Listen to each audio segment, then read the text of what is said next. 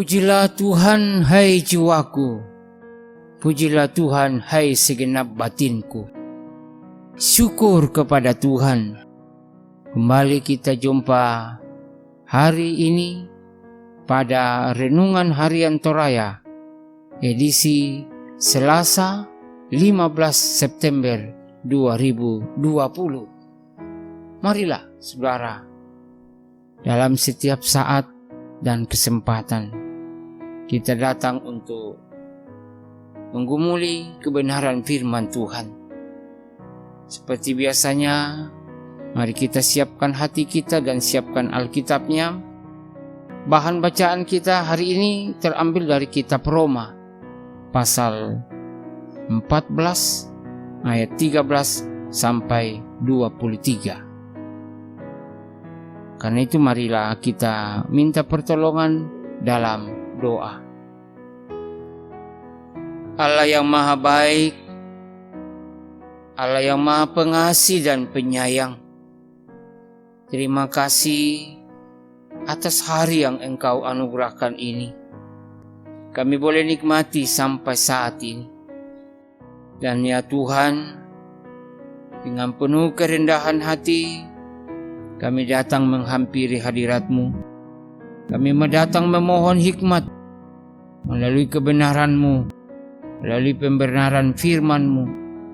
Karena itu ya Tuhan, tolonglah kami, kuasai hati dan pikiran kami, sehingga sungguh kami dikuatkan, kami dimampukan untuk menjalani kehidupan ini.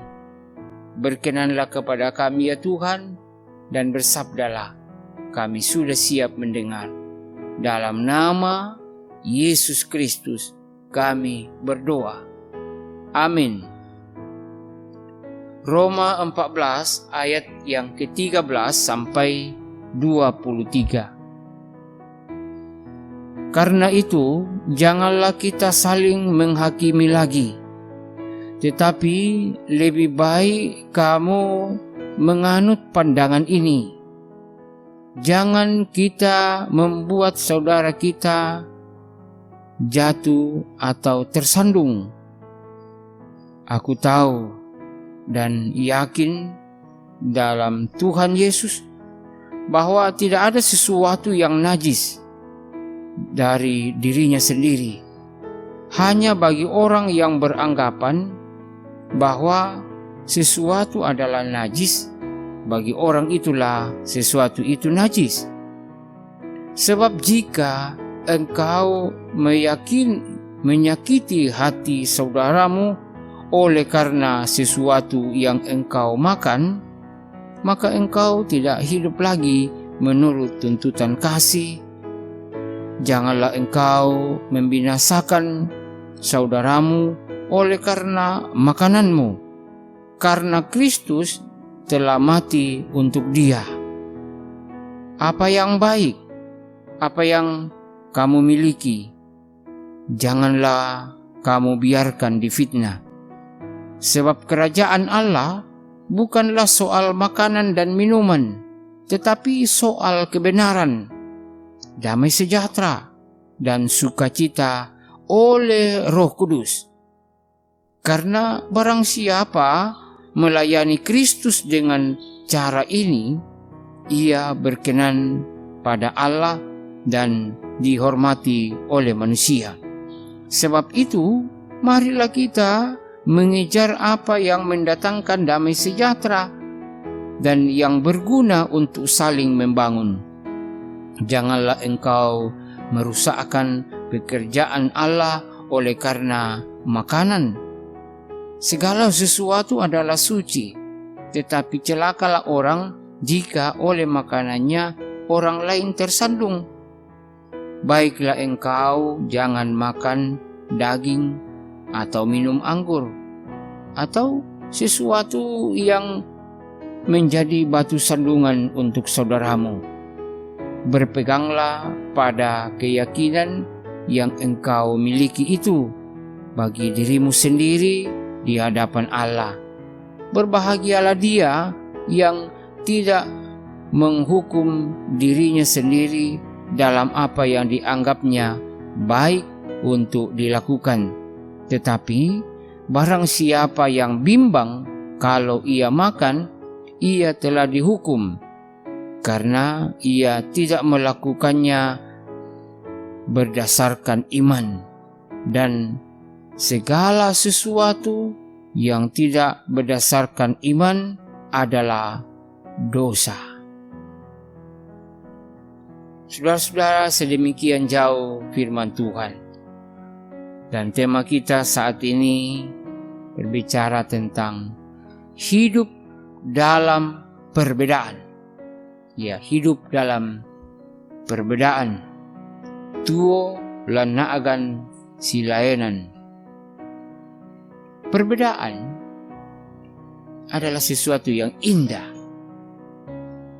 Ya, dan itu adalah hal yang biasa bagi orang yang betul-betul menghargai dan memahami keberagaman.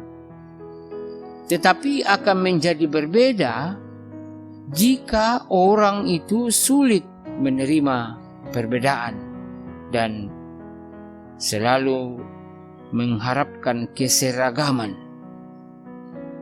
Nah, perbedaan harus menjadi momentum untuk saling melengkapi. Ya, karena tidak ada orang yang sempurna. Pastilah kita semua ada kekurangan atau kelemahan. Dan di dalamnya juga kita saling membangun untuk mencapai tujuan bersama, tujuan yang positif. Nah, saudara-saudara, dari bacaan kita tadi, perbedaan itu juga dialami oleh orang-orang yang ada di jemaat Roma. Dan ini mereka mempersoalkan persoalan makanan. Nah, perbedaan itu membuat kelompok yang satu menghakimi kelompok yang lain. Sehingga Paulus mengingatkan mereka untuk tidak menghakimi dan jangan menjadi batu sandungan melalui perbedaan yang ada. Dalam hal makanan, Paulus menegaskan bahwa tidak ada yang najis. Ya, jangan karena persoalan tersebut membuat mereka saling menyakiti sehingga tidak lagi hidup dalam kasih. Padahal yang pertama dan yang utama adalah hukum kasih. Jadi jemaat di Roma harus menyadari bahwa kerajaan Allah itu bukan persoalan makanan, bukan persoalan minuman, tetapi bagaimana orang hidup dalam kebenaran. Yaitu bagaimana orang hidup dalam kebenaran. Kerajaan Allah juga mengenai damai sejahtera. Dan di dalamnya ada sukacita oleh Roh Kudus, sebab semuanya itu ada pekerjaan Allah sendiri melalui Roh Kudusnya. Paulus mengajak mereka untuk mengejar apa yang mendatangkan damai sejahtera dan hal yang berguna untuk saling membangun.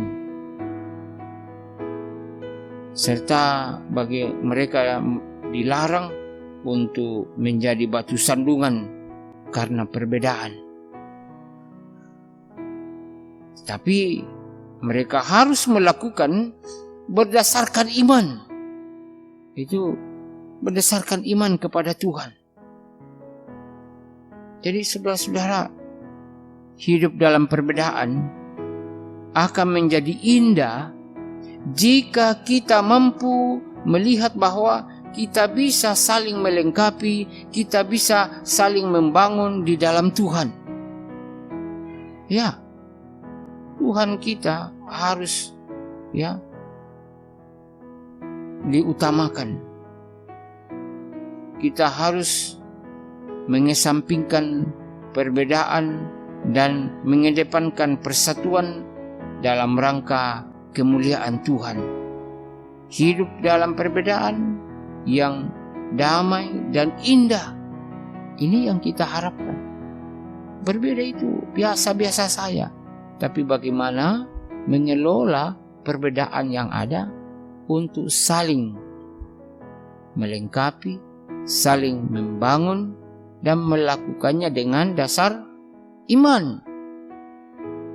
Karena firman-Nya tadi mengatakan segala sesuatu yang tidak berdasarkan iman itu adalah dosa. Amin. Amin. Mari kita berdoa.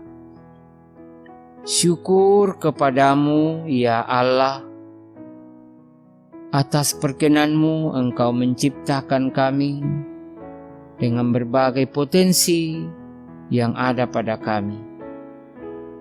Berbeda itu indah, sebab itulah ciptaan Tuhan. Karena itu, ajarlah kami untuk menghargai perbedaan dan bagaimana mengelola perbedaan yang ada sehingga sungguh akan menjadi sesuatu yang indah dalam saling melengkapi, saling membangun dimanapun Engkau menempatkan kami. Karena itu tolonglah kami ya Tuhan untuk menghargai perbedaan yang ada dan senantiasa melakukannya di dalam kasih dan di dalam iman kepada Yesus Kristus. Dalam nama Yesus Kristus kami berdoa. Amin.